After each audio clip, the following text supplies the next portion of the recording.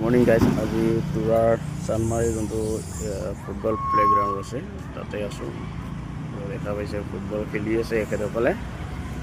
Morning এখেতে ৰাতিপুৱা energy বঢ়াবৰ কাৰণে ফুটবল খেলিবই আৰু ৰাতিপুৱা টোপনিৰ পৰা নুঠোঁ আৰু এখেতে ৰাতিপুৱা উঠি পেলাই আগত ফুটবলটোত প্ৰণাম কৰি লয়।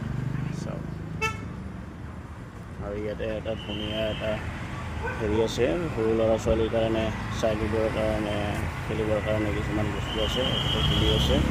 আৰু এয়া হ'ল চানমাৰীৰ প্লেগ্ৰাউণ্ড, ফুটবল প্লেগ্ৰাউণ্ড হয় আৰু স্কুল হৈ গ'ল।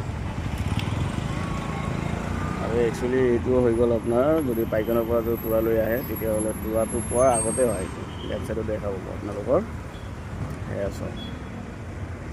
ধুনীয়া পৰিৱেশ, কিন্তু আমাৰ ৰাস্তাবোৰ দেখা পাইছে কিমান ক্লিয়াৰ হয়। আৰু আমাৰ অসমৰ ইমানেই লেতেৰা হয়, য'তে ত'তে পলিথিন, য'তে ত'তে কিবা থু।